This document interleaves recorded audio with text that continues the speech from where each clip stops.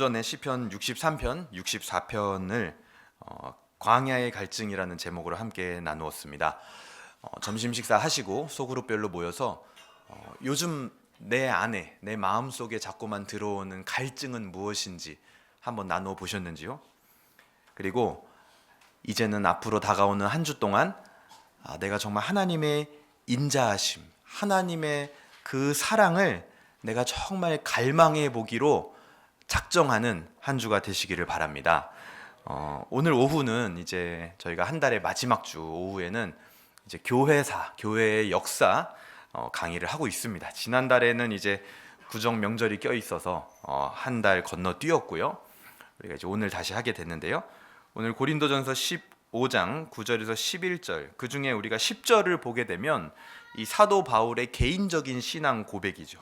그러나 내가 나의 나된 것은 하나님의 은혜로 된 것이니, 사도 바울이 그냥 자연인 그 바울 자체로 된 것도 하나님의 은혜로 된 것이다라고 고백을 하고요.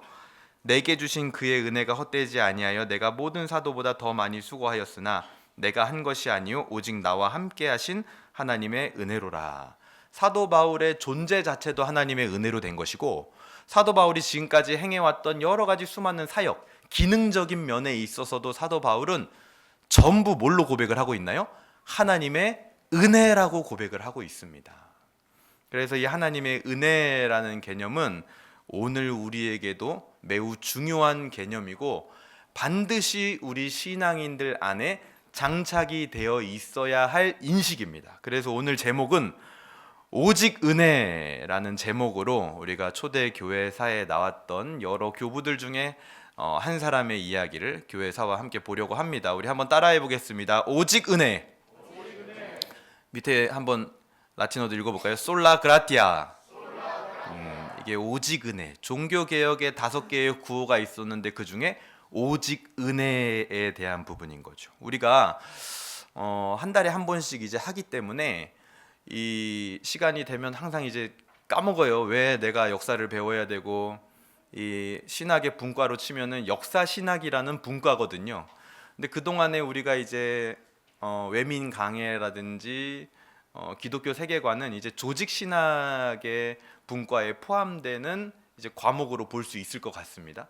근데 이 역사 이야기는 이제 역사 신학의 이야기고, 사실 이 역사 이야기라는 것 자체가 뭐 제가 처음에도 말씀드렸지만 우리 학창 시절에 보면은 제일 재미없죠, 그렇죠? 역사 과목이 외워야 될 거 너무 많고, 연도수도 너무 헷갈리고, 외워야 될 인물도 너무 많고, 사건도 너무 많고, 이게 저거 같고 저게 이거 같고, 그렇죠? 아닌가요? 저만 그렇군요. 역사신학 교회사를 우리가 배워야 되는 이유는, 이 역사신학이라는 것은 단순히 어떤 연도나 사건이나 인물만 달달달 외우고 알고 있는 게 중요한 게 아니에요.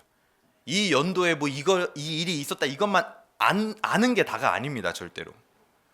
이 역사신학이라는 것은 성경 시대 이후에 하나님께서 인간의 역사, 이 지구의 역사를 운행하십니까? 안 하십니까? 하시죠. 성경 시대까지만 하나님께서 일하시는 게 아니잖아요. 지금 오늘날도 하나님께서 이 대한민국의 역사, 이 세계의 역사를 저 높은 곳에서 섭리하고 계세요? 안 하고 계세요? 하고 계시죠. 그래서 우리는 모든 것에는 하나님의 뜻이 있다라고 믿습니다. 우연히 벌어지는 일이 있다 없다? 없다라고 믿어요. 모든 것에는 하나님의 뜻이 있다라고 믿습니다. 악한 자들이 이 땅에서 활개치며 종횡무진하는 것 역시도 하나님이 잠깐 허용해 주신 어떤 특별한 이유가 있다라는 거예요. 그 악한 자들의 악행이 만천하에 드러나게 하는 효과도 있겠죠. 악한 자를 가만히 내버려 둠으로 인해서 악이 드러납니다. 그래서 이 땅에 지금 흘러가고 있는 역사도 마찬가지, 하나님의 분명한 섭리가 있다. 근데 역사신학을 하면서 우리가 뭘 찾아야 되냐면요, 성경 시대 이후에 지나가는 역사 속에서 그 역사 가운데, 그 시대 가운데 과연 하나님의 섭리가 뭐냐, 이거를 찾아야 되는 거예요. 그리고 그걸 끄집어내는 겁니다. 그리고 오늘 우리가 살아가는 이 시대에 적용을 해봐야 되는 거예요. 그래서 미래를 대비하는 겁니다. 그런 사람이 되면은 소위 말하는 지혜 있는 사람이 되는 거죠. 미래를 준비할 수 있는. 그냥 내가 미래에 어떤 일이 벌어질지도 모르고 좌충우돌하면서 신앙생활하는 것이 아니라, 날마다 어떤 일이 있을 때마다 시험 드는 성도가 아니라 과거를 통해서 배우고 현재에 적용하고 미래를 준비하는 성도가 될 수 있는 그 길은 교회의 역사, 하나님께서 이끌어 오신 인간의 역사들 속에서 하나님의 섭리를 발견할 때 가능하다라는 겁니다. 그런 역사의 주인공들, 그리고 그런 역사 속에서 하나님의 섭리를 발견하는 우리 저와 여러분 되기를 주님의 이름으로 축복합니다. 오늘은 이제 여기 지금도 기침하시는 분들이 많은데 저도 목이 쉬었어요. 근데 사경에 2주 지금 됐잖아요, 저희가. 사경에 2주 동안 강의를 목사님이 다 했거든요. 근데 왜 내가 목이 쉬었지? 되게 민망하고, 기침도 기침도 내가 이게 할 게 아닌데 지금 목사님 목 엄청 쌩쌩한 것 같은데 내가 왜 아무것도 안 하는데 목이 쉬어버렸냐. 이게 참 이상한 일입니다. 그렇죠? 역사적으로 교회사에서 가장 존경받는 인물을 꼽으라면은 누구를 꼽을 수 있을까요? 우리 머릿속에도 그죠? 누가 대답했어요? 그쵸, 마틴 루터 기본적으로 나오죠. 그리고 누구요? 존 칼빈 같은 인물들이 우리가 이제 많이 들었기 때문에 나옵니다. 근데 또 한 사람, 교회의 역사 가운데 정말 단연코 이 사람을 빼놓고 이야기할 수 없는 딱 한 사람이 있어요.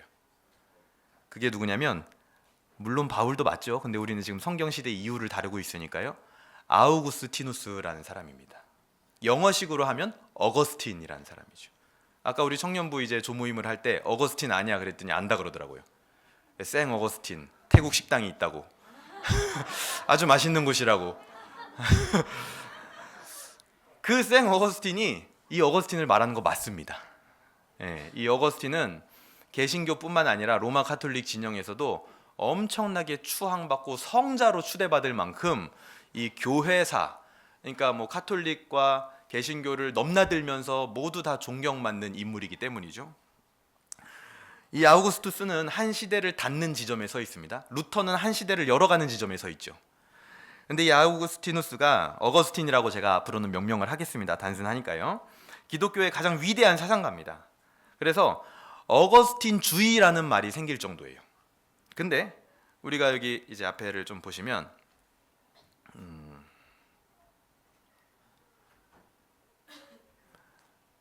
아우구스티누스, 어거스틴주의라는 말이 있어요.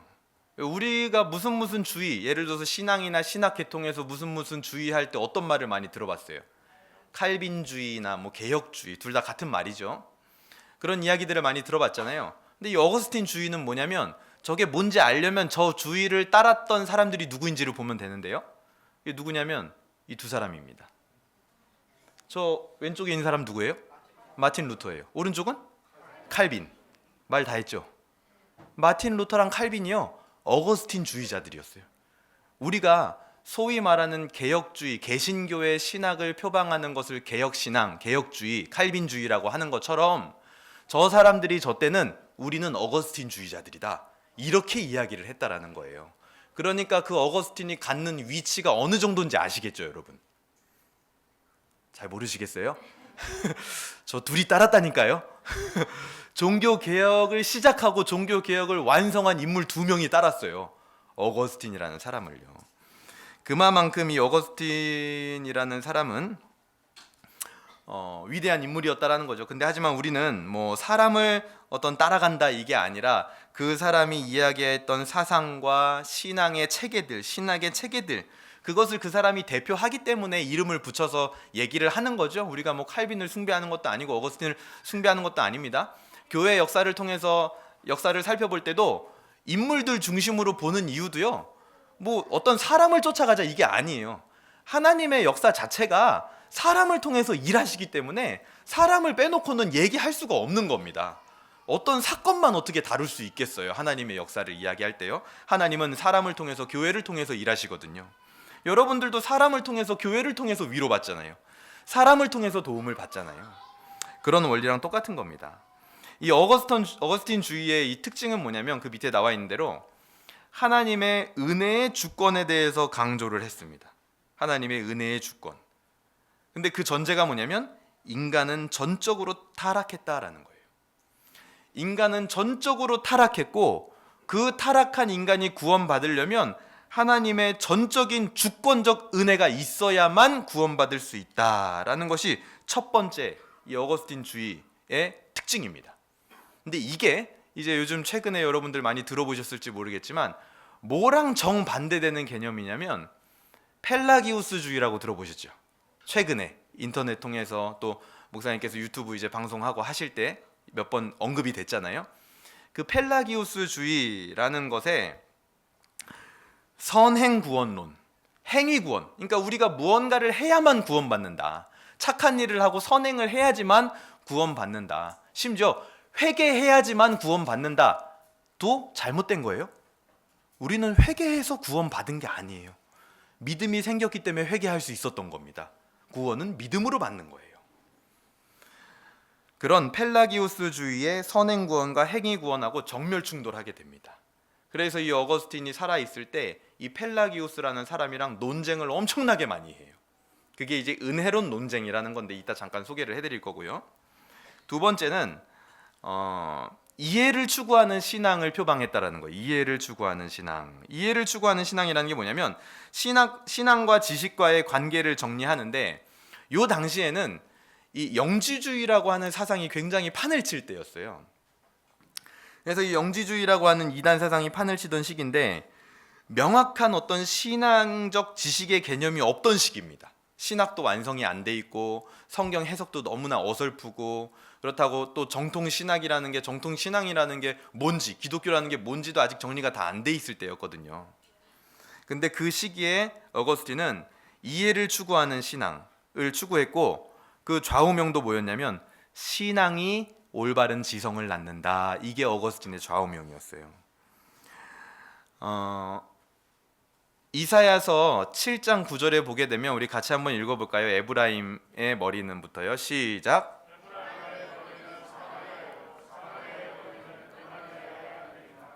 만일 너희가 굳게 믿지 아니하면 너희는 굳게 서지 못하리라 하시니라. 여기서 굳게 서지 못하리라 하는 이게 이제 개역 개정판인데 70인역으로 보게 되면 히브리어를 헬라어로 기록한 70인역으로 보게 되면 이렇게 번역되어 있습니다. 너희가 믿지 아니하면 정령이 깨닫지 못하리라. 이게 무슨 말이냐면 이런 말로 표현해 볼 수 있을 것 같아요. 이해하기 때문에 우리는 믿는 것이 아니라 믿기 때문에 이해한다. 어떤 유명한 교부가 한 말이거든요. 어거스틴이 추구하는 신앙이 그런 거였어요. 내가 다 이해하니까 하나님을 다 이해하기 때문에 내가 믿는다. 이게 아니라는 거예요. 오히려 우리가 하나님을 다 이해할 수 있다면 그 존재는 이미 하나님이 아닌 겁니다. 내가 누군가를 다 이해한다면 그 사람, 그 존재는 나보다 아래에 있는 거거든요. 근데 오히려 내가 하나님을 다 이해할 수 없기 때문에 믿는다라는 거예요. 그리고 그렇게 믿고 보니까 하나님이 하신 일들이 이해가 되더라는 거예요. 그 전에는 이해가 안 됐는데. 그래서 이런 사상에 영향을 받은 사람들, 그러니까 이런 생각 자체가 뭐냐면 신앙에 있어서 지식적인 것, 지성, 이성 이런 거를 따로 떨어뜨려 놓고 생각하지 아니하고 아주 잘 결합을 시켰다라는 거예요. 지금 그냥 따로 가는 게 아니라. 이런 사상에 영향을 받은 사람들이 누구냐면 15세기, 16세기의 개혁주의자들, 종교 개혁을 일으켜서 개신교를 만들어낸 사람들, 그 사람들이 이 신앙의 영향을 굉장히 강력하게 받습니다. 그래서 우리 개신교는요, 지식과 이성을 따로 떨어뜨려 놓고 신앙을 생각하지 않아요. 우리가 할 수 있는 범위 안에서, 계시된 범위 안에서 이해를 하기 위해 노력하고, 또 이해가 되어지지 않는 부분은 믿음으로써 그것을 이해를 추구하는 것이죠. 그 맨 처음 시작이 누구였냐면 바로 어거스틴이었다라는 겁니다. 어거스틴. 그래서 우리가 이 어거스틴의 생애를 좀 간단하게 살펴보면 좋을 것 같은데요. 어거스틴의 생애는 굉장히 이 파란만장한 생애였다, 그렇게 볼 수 있을 것 같아요. 어거스틴은요, 이 생애를 보면서 우리가 기억해야 되는 게 뭐냐면 어떻게 이 사람이 회심을 하게 됐는가, 어떤 의식의 변화가 도대체 있었는가, 그거를 봐야 돼요. 왜냐하면 모태신앙이 아니거든요. 엄청나게 많은 방황을 거쳐서 하나님 앞에 돌아온 사람이에요, 이 사람이. 그러면서 머릿속에 고민이 굉장히 많았는데 그 고민들이 전부 지금 우리가 하는 고민들이에요. 우리가 신앙생활하면서 겪는 고민들, 우리가 그냥 인생 살면서 겪는 고민들을 이 사람이 다 했고, 그 고민을 기록한 책이 있는데 그게 뭐냐면 그렇죠. 누구예요? 아, 역시 대단. 박수. 이 참회록이라는 책, 바로 이 고백록이라는 책에 어거스틴의 신앙의 일대기가 다 있습니다. 근데 이제 이거는 정말 기독교 고전 중에 칼빈의 기독교 강요에 이어서 꼭 한 번은 우리가 읽어볼 만한. 근데 제가 왜 책을 왜 가져왔냐면 잘 사서 보셔야 돼요. 이게 어거스틴이 어느 곳에서나 다 존경받는 인물이라 그랬죠. 철학 사상 계통에서도 세상에서도 존경받고요. 로마 카톨릭에서도 존경받고 개신교에서도 존경받아요. 그럼 우리는 어떤 입장에서 쓴 걸 읽어야 돼요? 당연히 개신교 입장에서 쓴 거를 읽어봐야겠죠. 그래서 이게 CLC라고 하는 기독교 문서 선교에서 나온 이제 고백록이라는 책인데, 요게 이제 우리의 그 기독교 개신교 신앙에서 이 어거스틴을 바라보고 기술한 아주 좋은 책입니다. 그런 학자가 번역을 한 거예요. 그래서 꼭 한번 읽어보기를 추천을 드립니다. 그래서 어거스틴의 생애가 이제 다 나와 있는데, 첫 번째 어거스틴은 이 지도를 보시면 여기 타가스테라는 지역이 있죠. 북아프리카에. 이 지역에서 이제 354년 11월에 태어나게 됩니다. 그래서 아버지는 이제 파트라키우스라는 아주 굉장히 도덕성도 없고 굉장히 폭력적이고 아주 거친 그런 신앙도 없는 그런 사람이었어요. 근데 이 어거스틴의 어머니가 있는데, 이 어머니 이름이 모니카입니다. 모니카. 누가 떠올라요? 예? 수우파? 우리 청년들은 바로 웃던데. 역시 좋습니다. 매체와 멀어져 있는 삶. 모니카라는 이제 이름이 이 어머니의 이름이었어요. 어머니의 이름. 근데 이 어머니가 바로 독실한 기독교 신자였습니다. 아버지는 굉장히 불신자의 부도덕하고 난폭한 사람이었고요. 근데 이 어머니가 초대 교회사에서 위대한 여성들을 꼽을 때 탑으로 꼽히는 여성이에요. 이 여성보다 더 위대한 초대교회 역사의 여성은 없다. 우리가 이전에도 유스티누스나 다른 인물들을 다룰 때 어머니 이야기를 꼭 했었죠. 근데 그 어머니들보다도 더 존경받는 인물이에요. 그게 바로 이제 어거스틴의 어머니였다라는 거죠. 그래서 어머니의 신실함이 남편과 어거스틴을 바꿔놓았다고 해도 과언이 아닐 정도입니다. 어거스틴은요, 이 성격 자체가 어떤 사람이냐면 굉장히 자유분방한 사람 있죠.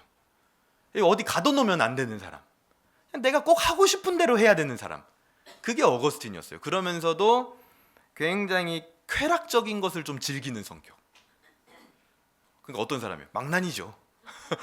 쾌락을 좋아하면서 자유분방하다. 망난이죠.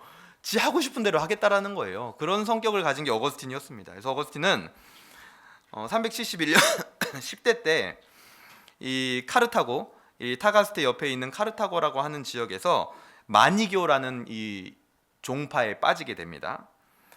그때 당시 이제 마니교라는 종파에 빠지게 되고 나서 어거스틴이 어쨌든 어머니가 신앙이 있었기 때문에 기도하는 일이 익숙했겠죠. 기도를 해요, 하나님 앞에. 근데 어떤 기도를 하냐면 어거스틴의 성격을 단적으로 보여주는 기도예요. 절제와 정숙을 주시기를 원합니다. 하지만 지금은 아닙니다. 이런 막 기도를 했다라는 거예요, 어거스틴이. 너무 자유롭게 살고 싶은 마음에, 너무 쾌락을 추구하고 싶은 마음에, 그러면서 여러 가지 지적으로도 막 뭐든지 다 배워보고 싶은 거예요. 지금 우리로 치면은 막 우리 아이들 중에 나는 교회에만 있는 게 너무 지겨워. 나는 성당, 어머니 저 이번 주에는 성당을 한번 가보겠습니다. 어느 날 가봤더니 성당에서 막 교리 공부하고 있고, 제가 다음 주에는 한번 절에도 좀 한번 가보겠습니다. 해서 어느 날 가봤더니 절에 가가지고 불경을 막 공부하고 있고, 어느 날은 어머니 제가 이 사주팔자 이거를 좀 한번 공부를 해봐야겠어요. 그게 의미가 좀 있는 것 같아요. 어머니 속이 어떻게 될까요? 썩어 문드러지는 거예요, 진짜. 근데 어거스틴이 그런 사람이었어요. 온갖 곳 다 다니면서 그냥 어머니가 하지 말라는 거는 다 하는 거예요. 온갖 것 다 배워. 자기 머릿속을 막 쓰레기통으로 만들어요. 온갖 걸 다 배워가지고. 이 마니교라는 이 종파는요, 마니교라고 하는 종파는 이 만이라는 선지자가 시작한 종파인데 극단적인 이원론을 추구합니다. 그래서 모든 거를 선과 악의 대결로 봐요. 이 세상에서 벌어지는 모든 일을. 저건 선이야, 저건 악이야. 둘이 대결하고 있어. 우린 선을 응원해야 돼. 그리고 극단적 이원론. 육체적인 것과 영적인 것을 극단적으로 구분을 해버려요. 그래서 영적인 것만이, 영적인 활동만이 고상하고 우리가 추구해야 될 거야.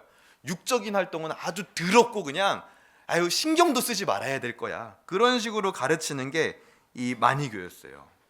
근데 어거스틴이 도대체 여기를 왜 갔을까 생각을 해보면, 이 마니교에서는 지식 활동이나 정신 활동만 잘하면 최고예요. 육체적으로는 뭐 어떻게 살든지 신경 안 써요. 왜냐면 육체적인 건 어차피 없어질 거니까 신경도 안 씁니다. 그러니까 이 20대의 어거스틴에게 딱 맞는 거예요. 가가지고 정신 활동만 열심히 하면 내가 육체적으로 얼마든지 방탕한 삶을 살아도 그게 거기서는 합리화가 다 되는 거예요. 그러니까 마니교를 딱 선택을 해버리는 거죠. 그래서 실제로 이 어거스틴이 자유와 쾌락을 쫓으면서 이 마니교에 있으면서 한 여자를 만나가지고 동거를 해서 아들을 낳아요. 거기서. 와, 우리 엄마의 속이 어떨까요? 이건 진짜 뭐 때려 죽이지 않으면 다행이죠, 그렇죠? 어떤 여자 만나가지고 결혼한 것도 아니고 동거해가지고 거기서 아들을 낳았어요. 아들을. 종교는 어디 이상한 이단 종교에 빠져가지고 미치는 거예요. 거기서 막 열심히 어거스틴이 마니교 생활을 합니다. 근데 그러다가 또 그 마니교도 금방 질려버려요. 왜냐하면 이 머리는 똑똑한 사람이었기 때문에 거기 마니교에서도 막 정신활동, 지식활동, 육체적으로는 죄를 엄청나게 지면서 막 하다가 이 마니교에 있는 선생님들한테 질문을 엄청 많이 하는 거예요. 막 이건 왜 그런 거예요? 저건 왜 그런 거예요?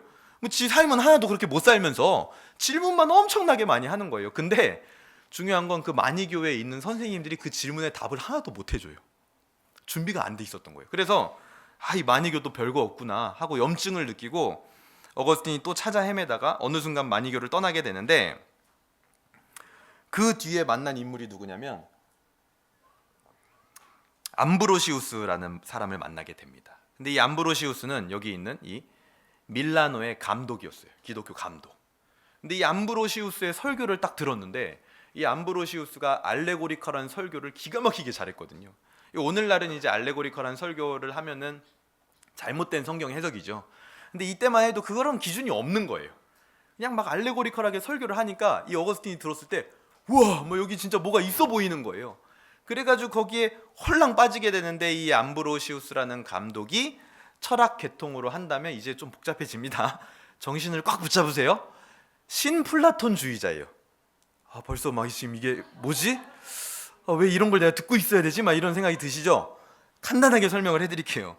이 신플라톤주의, 플라톤주의가 뭐냐면, 이건 역시 뭐냐면 영과 육을 나눠서 보는 철학 사상이에요. 그러니까 이상하죠? 그 당시에는 영육 이원론이 굉장히 유행이었어요. 오늘날의 다원주의처럼. 오늘날도 어떤 사상을 뚫고 들어가 봐도 그 밑에는 뭐가 있어요? 다원주의. 모든 걸 다 포용하고 인정해준다. 요게 있죠. 그 당시에는 이 이원론, 영지주의라는 게 굉장히 성행을 했을 때입니다. 그래서 플라톤주의도 마찬가지예요. 근데 마니교랑 차이가 뭐가 있냐면, 플라톤주의도 이 육적인 것은 좀 천박한 것이고 영적인 것은 고상한 것이다라는 것인데, 그렇다고 해서 육적인 것을 버릴 필요가 없다. 왜? 육적인 것 안에 영혼적인 요소가 있고, 그 영혼적인 요소 안에 지적인, 고상한 지적인 요소가 있고, 그 지적인 요소를 파다 보면 결국에는 어떤 근원에 이르게 된다라는 거예요. 그런 연결성을 가지고 있는 거죠. 그래서 이 플라톤주의자들과 마니교도들이 좀 다른 점이 그런 점이었어요. 그래서 이 어거스틴이 이 플라톤주의를 따르는 암브로시우스의 설교를 듣고 빠져들게 됩니다. 그리고 이 플라톤주의는 기독교 사상과 굉장히 흡사한 면이 많아요. 우리도 연역적으로 볼 때 이 땅에서 벌어지는 일들 가운데 뭘 깨달을 수 있어요? 일반 계시 속에서 하나님의 진리를 깨달을 수 있잖아요. 그거를 계속 묵상하고 생각하다 보면은. 그런 비슷한 면들이 많이 있었기 때문에 이 어거스틴이 플라톤주의에 빠져들게 됩니다. 근데 이때 어거스틴은 영적인 존재를 막 추구하고 탐구하고, 나도 어떻게 하면 그 절대자를 만날 수 있을까? 어떻게 하면 그 진리를 알 수 있을까? 막 고민을 하다가 어느 순간 이 설교를 듣다가 뭘 깨닫게 됐냐면요.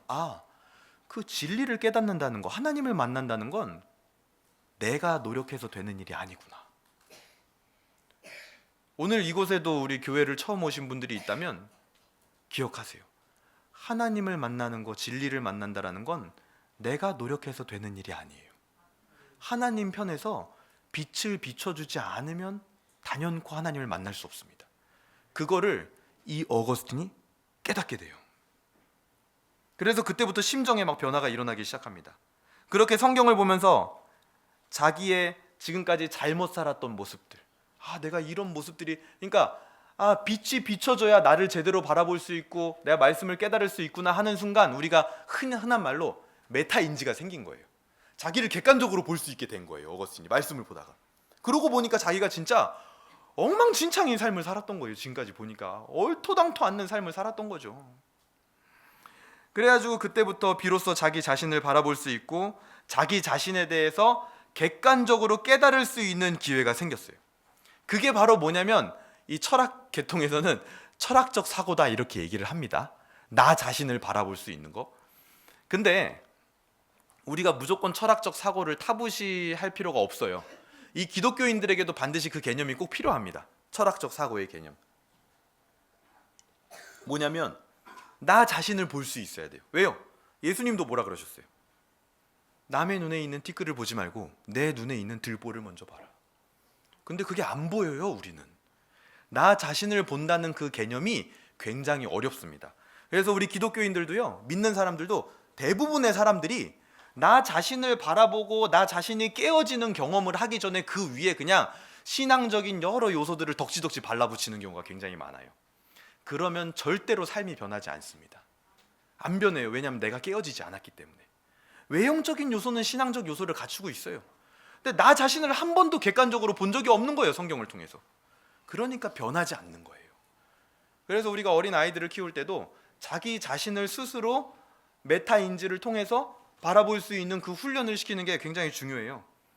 아까도 이제 보니까 복도에 누가 쓰레기를 버려가지고 그 범인을 막 찾고 막 그랬는데 CCTV를 볼 거야 막 이러는데, 때로는 그게 굉장히 좋은 교육 효과가 있습니다. 제가 한번 해봤거든요. 막 엉망진창으로 예를 들어서 할 때 그냥 가만히 냅둬요. 그리고 집에 가서 CCTV를 보여줘요. 어떤 모습인지. 울어요, 울어. 자기 모습을 보고 충격을 받아요. 왜냐하면 자기는 그런 모습인지 몰랐어요. 겉으로 봐야 아는 거예요. 우리가 심리학에서도 거울 치료라고 하잖아요. 자기가 하는 행동 그대로를 볼 때 사람은 충격받는 거예요. 내가 저랬다고? 저도요, 지금 제 모습을 모른다니까요. 유튜브 영상으로 제 설교를 보기 전까지는. 근데 그게 사람이 교육이 되어지고 인지가 되어질 때 굉장히 충격을 받게 되고 내 자신이 깨어지는 경험을 한다는 거예요. 내가 어떤 사람인지 볼 때. 그래서 이런 철학적 깨달음을 이 어거스틴이 경험을 하게 됩니다. 근데 그럼에도 불구하고 그런 철학적 깨달음을 아무리 가져도 그것은 지식에 불과한 거예요. 어거스틴의 머릿속에만 있는 거예요. 사실은 어거스틴의 삶을 바꿔놓지 못합니다. 그래서 이 어거스틴이 이제 신플라톤주의의 사상과 생각을 받아들였다가 그 당시에 이제 가장 큰 어거스틴의 고민이 뭐였냐면, 내가 그렇게 깨닫긴 깨달았는데, 자, 여기가 우리랑 똑같은 지점이에요. 깨달았어요. 사경회를 통해서 성경 말씀 들어서 깨달았어요. 어떻게 살아야 되는지도 알았어요. 하나님이 바라시는 게 뭔지도 알았어요. 은혜가 뭔지도 알았고 구원을 어떻게 받는지도 다 알았어요. 근데 중요한 건 내 삶이 안 변한다라는 거예요. 이게 우리가 진짜 미치는 지점 아닌가요? 안 변해요. 내가 알긴 알았는데 내 머릿속에 머물러 있는데 안 변하는 거예요, 내 삶이. 어거스틴의 고민이 그거였어요. 그것 때문에 어거스틴도 미칠 뻔했어요. 이 고백록에 보게 되면 막 눈물이 철철 나오는 거예요. 그 생각만 하면. 내가 안 변해. 근데 다른 사람들의 간증을 듣고 신앙의 선배들의 이야기를 보면 그렇게 변한 사람들이 있어, 실제로. 그래서 소망은 못 버리겠어. 근데 항상 자기 마음 가운데 자기는 안 변하니까 내가 정말 저렇게 변할 수 있을까? 내가 변한다고 한들 죽을 때까지 그거를 그럼 유지할 수는 있을까? 이런 엄청난 회의감과 고민들이 어거스틴 안에 엄청나게 많았다라는 겁니다. 육적인 삶이 해결이 안 돼요. 특히 음란의 문제, 어거스틴에게는 여자를 만나고 여자를 좋아하고 그런 문제, 방탕한 문제들이 해결이 안 됩니다. 지적인 깨달음은 있었지만 삶이 변하지 않아서 괴로워했다라는 거예요. 그러던 중에 386년 그의 나이 30대, 32세 때입니다. 33세. 역시 자신의 변하지 않는 삶, 하지만 머리로는 깨달은 것은 많고 너무 괴로운 시간을 보내고 있었어요. 여러분, 이번 한 주 동안 한번 그거를 고민하는 좀 시간을 가져보세요. 정말 나는 내가 깨달은 대로 내 삶이 변화되어 가고 있는가, 진짜?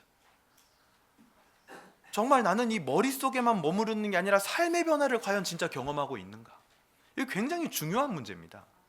내가 깨어지지 않은 상태로 신앙의 형태를 자꾸만 덧입히면요, 그게 나중에 견고한 성이 돼가지고 영영 변치 않는 사람이 돼버려요. 하나님도 고치지 못하는 그리스도인, 신앙인이 되어버린다는 거예요. 깨지지 않은 나 자신 위에 자꾸만 뭘 덮어 씌우면요. 어거스틴이 그런 시간을 보내고 있었는데, 그때 로마서 13장 13절에서 14절을 읽게 됩니다. 내용은 단순해요. 낮에와 같이 단정히 행하고 방탕하거나 술 취하지 말고 음란하거나 호색하지 말며 다투거나 시기하지 말고 오직 주 예수 그리스도로 옷 입고 정욕을 위하여 육신의 일을 도모하지 말라. 어느 날 이 말씀을 탁 읽는데 어거스틴의 마음에 그동안 성경을 배우고 볼 때랑 똑같지 않은 거예요. 지적인 깨달음을 넘어서서 그야말로 심정적인 깨달음이라고 표현을 합니다. 철학적 깨달음이 아니라 성령의 깨달음, 심정적 깨달음을 어거스틴이 얻게 돼요. 비로소 회심을 하게 된 거죠. 그 후에 어거스틴이 이 사건을 겪은 뒤에 온전한 기독교로 개종을 하게 됐고, 마침내 나중에 가서는 그의 어머니 앞에서 세례를 받게 됩니다. 우리 웨스트민스터 신앙고백서 우리 교리죠. 생명에 이르는 회개 2장 회개의 요소들에 보게 되면 이렇게 얘기를 합니다. 회개로 말미암아 죄인은 자신의 죄가 위험할 뿐만 아니라 더럽고 추악하여 하나님의 거룩하신 성품과 그의 의로운 율법에 반대되는 것임을 눈으로 보고 깨달음으로 인해서 메타 인지가 생기는 거예요. 객관적으로 보게 되는 거예요. 또한 회개하는 자들에게 그리스도 안에서 하나님이 긍휼을 베푸신다는 것을 깨닫게 될 때 심정적인 깨달음을 얻게 되는 겁니다. 지적인 깨달음과 동시에 심정적인 깨달음. 자신의 죄를 슬퍼하고 미워하게 되며 그리하여 모든 죄에서 방향을 돌려 하나님께로 향하게 된다. 이게 중요한 지점이에요. 이게요, 그냥 여러분 우리가 읽고 넘어갈 게 아니라니까요. 정말 우리의 심령이 그 죄를 미워하고 하나님에게로 그 죄로부터 방향을 돌려서 지금 하나님께로 나가고 있냐는 거예요. 명확하게 점검하셔야 돼요. 그냥 한두 줄 읽고 지나갈 지점이 아니라는 겁니다. 어거스틴은 그 지점을 정확하게 고민했어요. 그냥 어설프게 넘어가지 않았어요. 자신의 신앙에 대해서. 그래도 자신의 신앙의 앞에서는 정직한 사람이었던 거죠.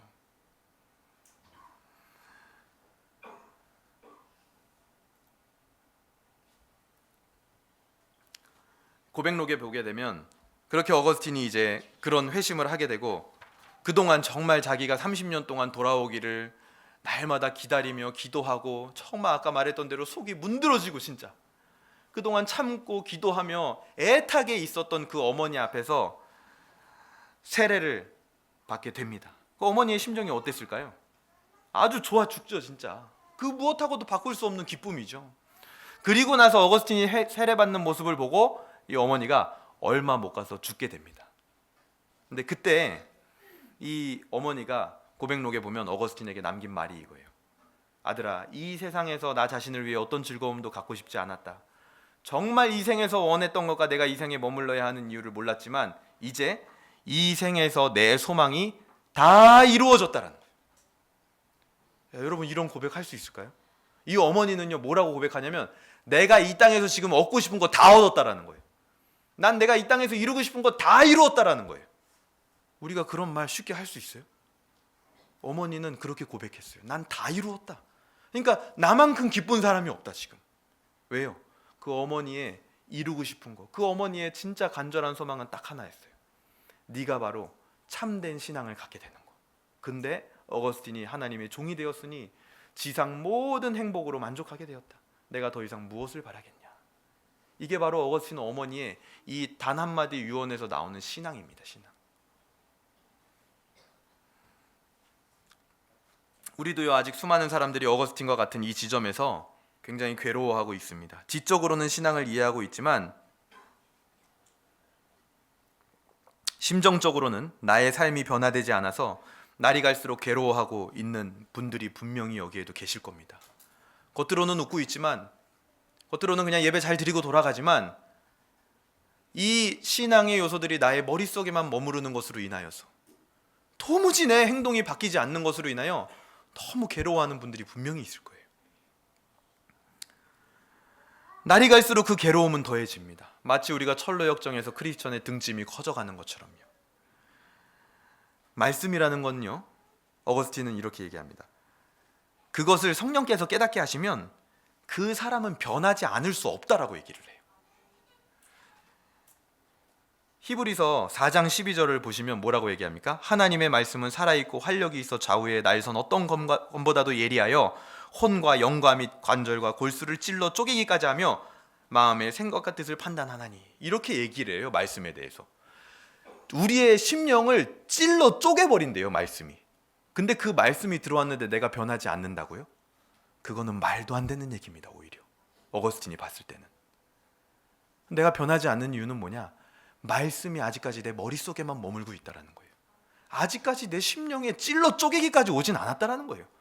그 말씀이 내 심령 안에 들어오는 순간 인간은 변하지 않을 수가 없다라는 거예요.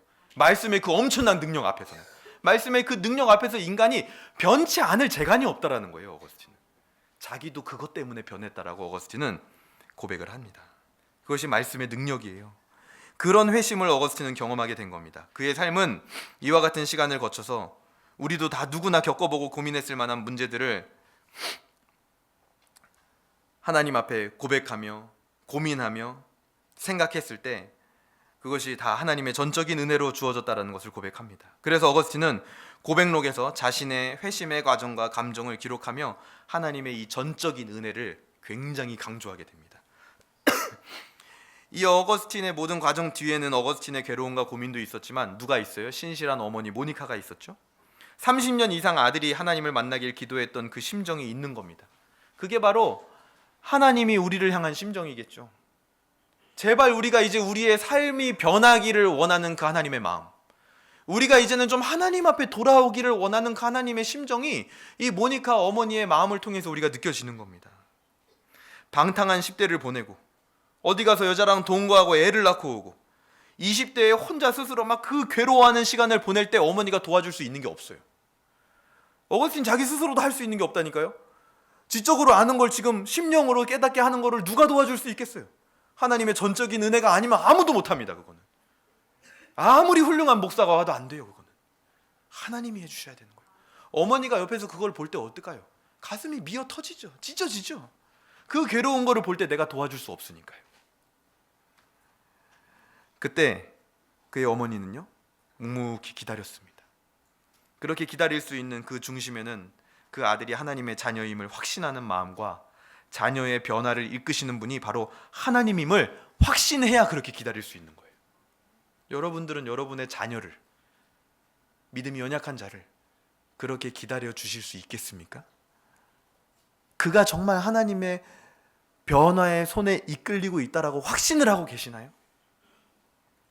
하나님의 전적인 은혜만이 내 자녀를 바꿀 수 있다라고 진짜 확신하고 계십니까? 그렇다면 우리도 모니카처럼 기다릴 수 있을 겁니다.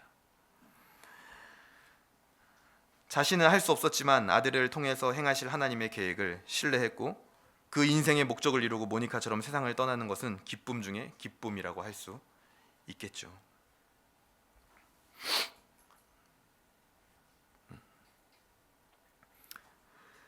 그리고 어거스틴이 그렇게 이제 회심을 하게 되고 어머니가 죽은 뒤에 고향의 수도원에서 어거스틴은 생활을 했습니다. 원래는 이제 어거스틴은 뭐 사역을 하거나 감독이 될 계획은 없었어요. 그냥 회심을 하고 교양에서 하나님과 교제하면서 그냥 그렇게 차분한 삶을 여생을 보내면 좋겠다 했는데 자꾸 그 자기 고향으로 어거스틴에게 어떤 질문을 가지고 찾아오는 사람들이 너무나 자꾸 많아지는 거예요. 점점점 명쾌한 답을 주고 성경적 해답을 내놓으니까 찾아오는 사람들이 많아졌던 거죠.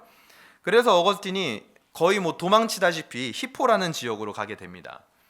근데 그 히포라는 지역에 가서 거기서도 이제 수도원 생활을 하게 되는데요. 수도원 생활을 하게 되는데 그곳에서 자기가 원치는 않았지만 이 보좌 사제로 임명을 받게 됩니다. 오늘날로 치면 이게 부교육자로 일을 하게 된 거예요. 그러다가 그 히포에서 열심히 사역을 하고 일을 하다가 나중에는 그 히포의 감독 직분까지 받게 됩니다. 그러다가 나중에 430년경 이 반달족에 의해서 이 히포 북아프리카가 포위를 당하고 막 전쟁이 일어나면서 어거스틴도 그 어간쯤에 이제 하나님의 부르심을 받아서 죽게 돼요. 생애를 마무리하게 됩니다. 그런데 당시 있었던 이 반달족과의 전쟁과 410년에 있었던 서고트족의 전쟁. 그러니까 어거스틴이 살아있을 때는 막 전쟁이 많이 일어나던 시기였어요. 그때 어거스틴의 이 책의 걸작 중에 하나인 하나님의 도성이라는 책을 집필하게 되는 배경이 됩니다. 전쟁이 벌어지고 나라가 망해가던 당시에 사람들에게는 질문이 있었어요. 뭔 질문이었냐면, 기독교인들은 이제 313년에 기독교가 공인화되면서 기독교인들에게 어떤 가르침이 있었냐면, 이 지상에 하나님의 나라가 임했다. 드디어 이 지상에 온전한 하나님의 나라가 임할 것이다. 이렇게 가르쳤단 말이에요, 기독교인들을. 근데 서고트족, 지금의 이제 게르만족이거든요. 그 게르만족이 쳐들어오니까 로마가 망해버렸어요. 그러니까 이게 기독교인들이 봤을 때는 얼마나 황당한 일이에요. 지금 지상에 하나님의 나라가 이루어졌다고 했는데 그 하나님의 나라가 지금 망해버린 거예요. 어떻게 하나님의 나라가 무너질 수 있습니까? 라고 어거스틴에게 굉장히 많이 질문을 했습니다. 그리고 비신자들은 무슨 질문을 했냐면, 어떤 얘기를 했냐면, 기독교인들 때문에 지금 나라가 망한 거야. 오늘날하고 똑같죠. 기독교인들 때문에 지금 이렇게 된 거야. 기독교인들 때문에 병이 퍼진 거야. 기독교인들 때문에 확진자가 막 늘어나는 거야. 하여튼 예나 지금이나 역사는 반복되는 것 같아요. 그런 질문들에 대해서 답을 하면서 쓰게 된 것이 바로 이 하나님의 도성, 하나님의 도시라는 책입니다. 이것도 꼭 읽어볼 만합니다. 어거스틴은 이제 뭐라고 답을 하냐면, 이 책에서 보면 이방 사람들에게는 그냥 단순해요. 로마가 망하게 된 게요, 갑자기 망하게 된 게 아니다. 180년도 이후부터 로마는 몰락했고, 로마의 역대 황제들 중에 손을 꼽아봐. 자기 아들에게 황위를 물려준 황제가 몇 명이야? 보니까 5명도 안 돼요. 그만큼 로마는 이 칼부림이 치열한 나라였고 엉망진창인 나라였다라는 거예요.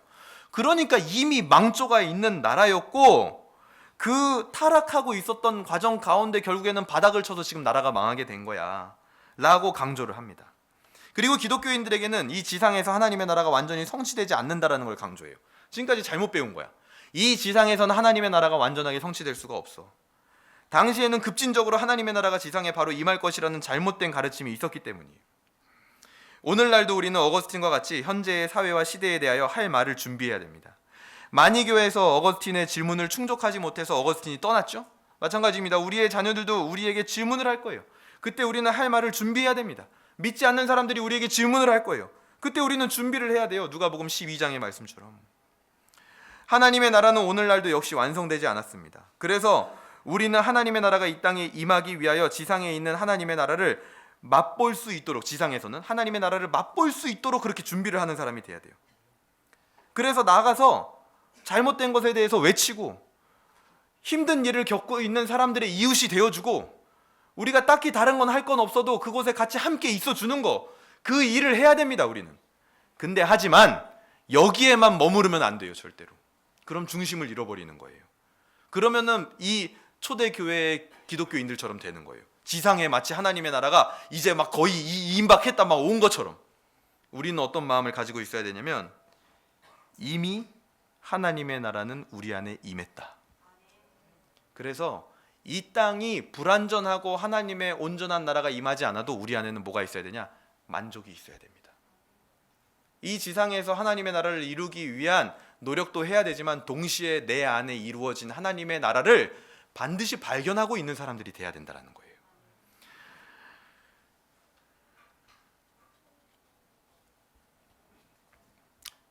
그리고 이제 좀 시간이 부족해서 넘어가도록 하겠습니다. 그래서 어거스틴이라는 사람은 이게 우리가 단시간에 막 다룰 사람이 아니에요. 그래서 제가 요약적으로 이제 하는데, 어거스틴의 주요 사역과 작품 중에 또 하나가 아까 하나님의 도성 이야기도 했죠. 그 나라와 국제 사회와 정세에 대해서 어거스틴의 답변. 근데 어거스틴의 주 사역과 작품 가운데 하나가 바로 펠라기우스 논쟁이 굉장히 중요한 논쟁입니다. 근데 이 펠라기우스가 어떤 사람인지 좀 알고 싶으면 여러분 영화 이거 킹 아더 2004년도에 개봉한 영화거든요. 저 영화에 보면은 펠라기우스가 등장을 해요. 이 이단 중에 아주 이 대이단 펠라기우스가 등장을 하는데, 그 펠라기우스가 누구냐면 우리가 알고 있는 저 아더 왕 있죠. 아더 왕의 스승입니다. 스승. 그래서 아더 왕이 저 영화에서 나의 스승 펠라기우스 굉장히 존경하는 인물로 다뤄요. 그래서 뭐라 그러냐면, 나는 나의 스승에게서 자유의지를 배웠다 이래요. 이 펠라기우스가 자유의지를 엄청나게 강조한 이단이었거든요. 이 펠라기우스가 왜 자유의지를 강조하게 됐냐, 좀 압축적으로 얘기를 해드리면, 루터랑 비슷한 과정을 겪게 되는데요. 원래는 영국의 수도사였어요. 근데 어느 날 로마로 순례를 갔습니다. 근데 로마에 가보니까 사람들, 기독교인들의 생활이 진짜 이거 눈 뜨고 못 봐줄 만큼 엉망진창인 거예요, 진짜. 야, 어떻게 하나님을 믿는다는 사람들이 이 모양 이 꼴이냐. 그래가지고 조사를 하기 시작했습니다. 왜 이 모양이 됐는가 하고 조사를 해서 그 근원을 거슬러 올라가다 보니까 거기에 누가 있었냐면 어거스틴이 있는 거예요. 어거스틴이 자신의 고백록을 통해서 그 당시에 있었던 기독교인들에게 우리가 변화받는 것은 온전히 하나님의 은혜로만 가능한 것입니다. 그렇게 강조를 해놓으니까 사람들이 이렇게 오만방자해지지. 아무것도 안 하려고 하고 자기의 노력은 하지도 않고 의지는 사용하지도 않고 그렇게 은혜만 강조하니까 사람들이 이렇게 엉망진창이 되는 거야 라는 사고를 하게 돼요. 그래서 이 펠라기우스가요, 같은 일을 경험하지만 루터는 정반대의 반응을 보였죠. 오히려 은혜를 더 강조했죠. 근데 하지만 펠라기우스는 정반대로 사람의 의지를 강조하기 시작을 합니다. 그래서 변화받을 때까지 기다리지 말고 변화되려고 네가 노력하라는 거예요. 그러려면 의지를 강조해야겠죠. 의지적으로 무엇을 해야 되니까 어거스틴은 이 부분에 있어서 의지? 그건 인간으로는 불가능해. 왜냐하면 인간은 전적으로 타락했거든. 원죄 때문에. 인간이 의지를 가지고 뭘 한다고? 의지를 가지고 뭘 한들 죄의 열매만 나올 뿐이야. 왜? 인간은 다 타락했기 때문에. 근데 펠라기우스는 이걸 인정을 안 해요. 이게 펠라기우스의 맹점입니다. 원죄를 인정하지 않아요. 그래서 인간의 의지가 선하다라고 판단을 합니다. 그래서 그 의지를 가지고 인간이 얼마든지 노력을 해서 은혜를 받을 수 있고 또 의지가 연약해서 못하는 것이 있다면 오히려 그것 때문에 은혜를 갈구하지 않겠냐. 이런 식으로 사람들에게 사상을 전파하고 성도들의 신앙을 지도하기 시작합니다. 그런 은혜도 기다리지 말고 너희가 쟁취해야 돼. 쟁취. 나가서 너희의 의지로. 그렇게 펠라기우스가 굉장히 강조를 해요. 근데 하지만 그것은 오늘날 우리는 이단 사상이라는 것을 너무나 명확하게 알고 있죠.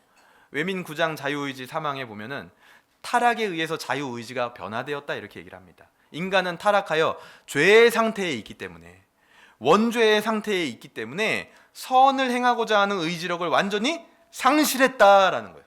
그래서 우리의 의지로는 선을 행할 수가 없습니다. 절대로. 뭐 하지 않으면요? 거듭나지 않으면, 중생하지 않으면. 근데 그 중생이 우리의 의지로 된다 안 된다? 안 돼요. 그 중생은 뭘로만 가능하다? 하나님의 전적인, 오늘 설교 제목처럼 은혜로만 가능하다라는 거예요. 그래서 이 어거스틴이 전적인 은혜를 엄청나게 강조하게 되는 겁니다. 그래서 우리가 보게 되면 디도서 3장 5절에 보면 중생의 씻음과 성령의 새롭게 하심으로 하셨다. 중생의 씻음과 성령의 새롭게 하심, 리버스, 리뉴얼 했다라는 거예요. 그건 누가 해줘야 되는 거예요. 우리 스스로 할 수 없는 겁니다. 지금 시대도요, 역사적인 관점으로 바라봤을 때 그다지 제가 봤을 때는 새로운 게 없습니다. 이것만 말하고 마치겠습니다. 우리가 지금 이 코로나 시대가 격변의 시대인 것 같죠. 근데 절대 그렇지 않아요, 여러분. 역사를 조금만 공부해봐도요, 이게 그냥 과거에 있었던 일의 반복일 뿐이구나 이렇게 깨닫게 됩니다. 잘 보세요. 흑사병, 우리가 코로나 때 흑사병을 비유로 많이 얘기를 했죠. 흑사병이 있기 전에 무슨 일이 있었냐면 중세 교회에 어마어마한 타락이 있었습니다. 그렇죠? 그리고 나서 흑사병이 와요. 근데 그 흑사병은 10년 주기로 50년이 갑니다. 제가 봤더니 코로나도 그렇게 쉽게 끝나지 않아요. 흑사병처럼 한 50년 갈 수 있어요. 그러면 우리 이제 남은 여생은 전부 이 코로나랑 싸우나 가는 거예요. 그냥 끔찍하죠, 진짜. 중세교회에 타락이 있었고 흑사병이 옵니다. 그리고 그 흑사병이 오고 나서 무슨 일이 있냐면요, 인류 역사 가운데 르네상스 시대가 시작이 돼요. 왜? 야, 흑사병이 도는 거 봐라. 50년 동안 교회가 무슨 신을 믿는다고 하지만 하나도 해결 못 하잖아. 신에게는 더 이상 소망이 없어. 우리 인간에게 집중하자. 우리에게 얼마나 아름다운 것들이 많이 나오냐? 예술 작품을 봐라, 음악을 봐라, 문학을 봐라. 우리 인간에게 이제 집중해. 우리도 신처럼 돼서 우리 스스로 구원을 이룰 수 있어 하는 사상, 르네상스가 등장을 해요. 근데 그러면서 한 곁으로 뭐가 또 준비되냐면 프로테스탄트들이 거기서 준비가 됩니다. 이 어거스틴의 전적인 은혜의 사상을 받아들인 사람들. 제가 봤을 땐 지금도 똑같아요. 교회에 어마어마한 타락이 지금 있죠. 누구도 부정 못하죠. 우리도 엄청나게 교회를 비판 많이 하잖아요. 같은 교회지만. 그리고 코로나가 왔죠. 이제 그럼 무슨 일이 있을까요? 이제 교회 안과 밖에서 어떤 일이 있을 거냐면 우리가 자꾸 뭔가 해야 된다라는 외침, 펠라기우스처럼, 야, 이럴 때일수록 교회가 이런 걸 해야 돼. 그래야 구원받은 거야. 그래야 하나님의 교회야. 이런 얘기들을 엄청나게 많이 하게 될 거라는 거예요. 그리고 그 얘기들이 우리의 생각을 굉장히 어지럽힐 겁니다. 마치 뭔가 해야 되는 것처럼. 이 흑사병이 오고 르네상스 시대에 교회고 뭐고 거기로 다 빠져들어가 버렸어요.